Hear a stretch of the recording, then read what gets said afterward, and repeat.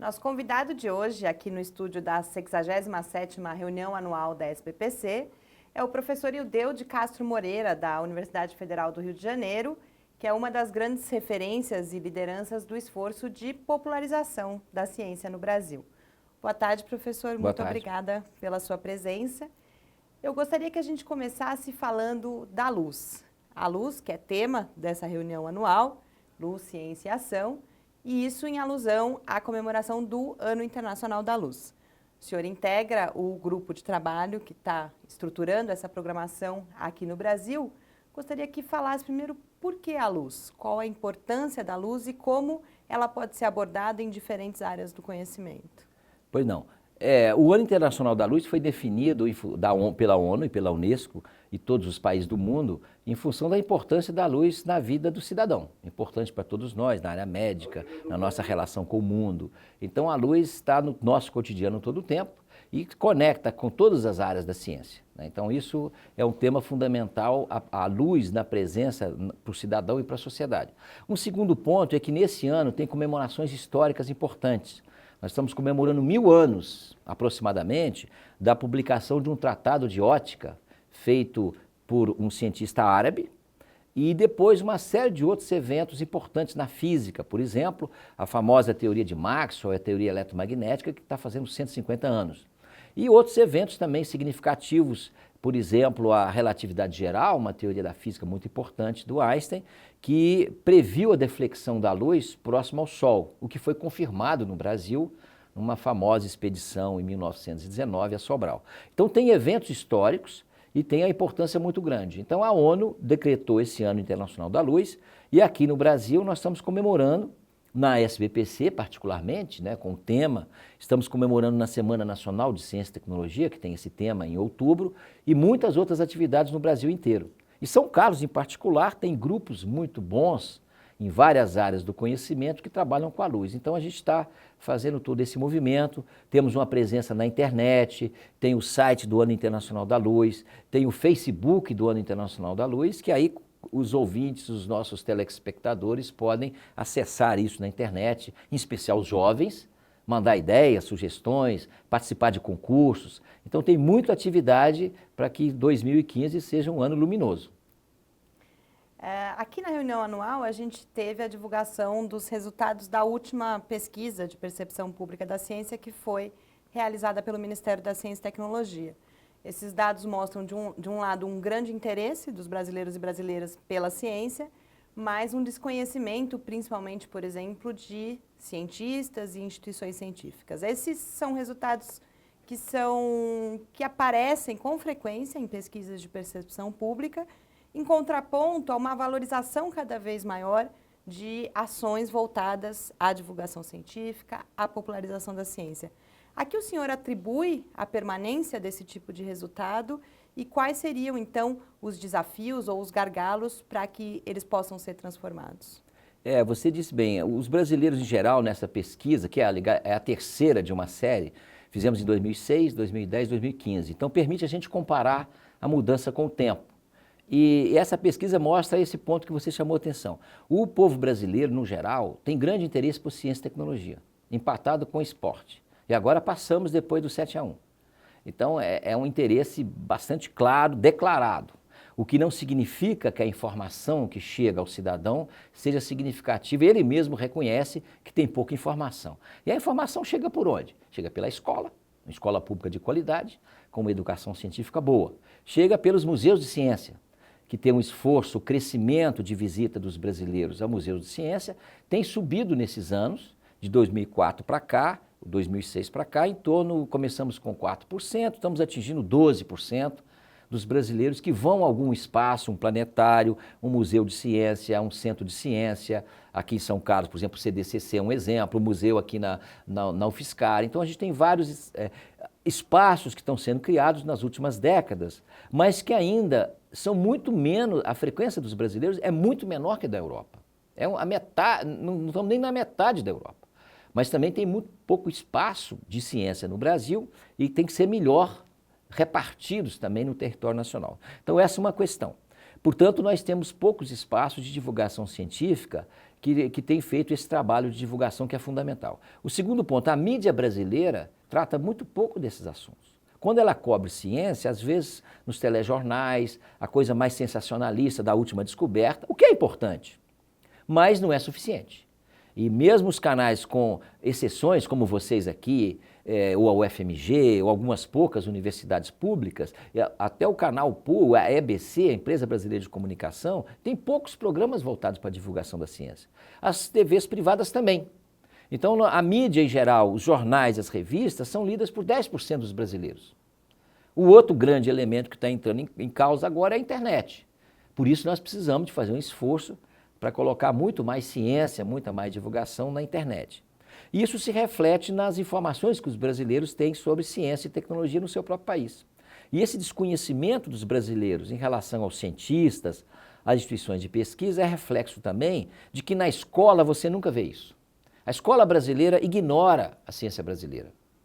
Então, ignora por quê? Porque os professores não foram formados para ter informação sobre isso, não tem materiais adequados em geral, não tem livro, não tem material na internet. Então, nós temos que fazer um grande esforço para mostrar que tem uma ciência brasileira.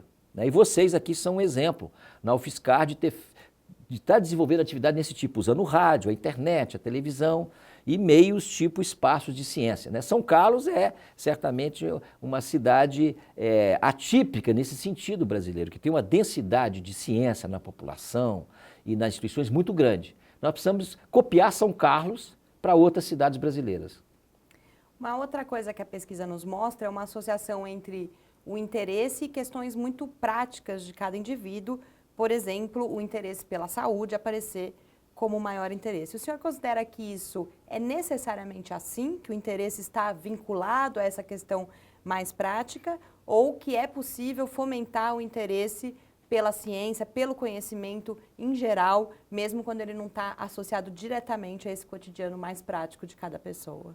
Olha, eu acho que a maioria da população, isso não é só no Brasil, em todos os países do mundo, quando se faz essa pesquisa, o primeiro ponto que aparece é saúde e tecnologias médicas, que é o que toca a vida de cada um de nós, então todos nós temos isso como uma prioridade máxima. É a sua vida, que está em jogo, ou das pessoas que você gosta.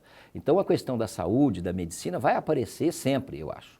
A questão no Brasil, que está também com grande interesse, é meio ambiente, o que é uma coisa positiva. O Brasil tem, a população declara interesses pela questão do meio ambiente mais do que outros países, inclusive países desenvolvidos. Esse é um ponto que a gente deve levar em conta. Você apontou um ponto importante, a gente tem que mostrar para as pessoas que a ciência também é um fator cultural fundamental para a vida do cidadão. É bonita, é interessante, desde que bem ensinada, evidentemente. A ciência é bonita, é relevante, é importante para o indivíduo, é importante para a localidade, é importante para o país. Hoje a ciência e a tecnologia permeiam os países que estão mais desenvolvidos no mundo, a ciência e a tecnologia é a base fundamental. Então, e também as oportunidades de emprego qualificado, no nosso país em particular. Então, nós devemos fazer um esforço grande para mostrar que a ciência não se reduz apenas à aplicação imediata, prática. Mas esse também é um ponto, certamente, de interesse, e as pessoas percebem, os brasileiros são otimistas em relação à ciência. Mais do que outros países do mundo, mais do que a Europa. Brasil e China são as duas populações que veem a ciência como trazendo mais benefícios para melhorar a qualidade de vida das pessoas. Então, eu acho que esse é um fator importante. Mas a gente não deve reduzir a ciência apenas a interesses imediatos tecnológicos, com certeza. O senhor assume nessa reunião a vice-presidência da Sociedade Brasileira para o Progresso da Ciência.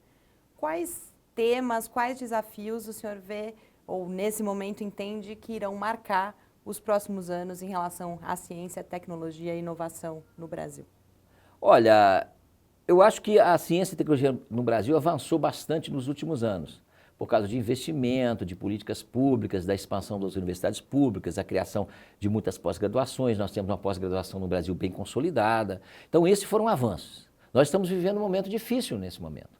Então, nesse momento, a gente tem cortes de recursos na área de educação e de ciência e tecnologia e que estão nos preocupando muito. tanto a direção da SPPC, o conselho da SPPC, as nossas mesas redondas aqui, várias delas, as outras sociedades científicas que são associadas à SPPC, as instituições de pesquisa do país inteiro. Então nós estamos preocupados, né, porque esse ajuste fiscal implicou em cortes na área de educação e de ciência e tecnologia que nós achamos que não são adequados. Por que que não são?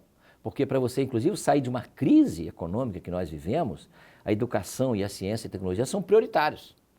Tem alguns países do mundo que também, passando por crise econômica, estão investindo mais em ciência e tecnologia. O que não significa que a gente não deva avaliar os programas, por exemplo, Ciências Sem Fronteiras, que é um programa grande, que envolve muito recurso, que tem muita coisa positiva, mas nós temos de avaliar como estão funcionando para que o recurso público empregado seja utilizado com a maior eficiência. Então nós temos que melhorar a Universidade Pública Brasileira para ela fazer uma pesquisa de melhor qualidade, para formar melhores alunos, para fazer atividades juntos, melhorar a educação básica. Mas nesse momento nós estamos vivendo, eu acho que esse é um ponto, talvez nesse ano e certamente no próximo ano vão demandar muito das entidades científicas, é atitude política diante dessa situação.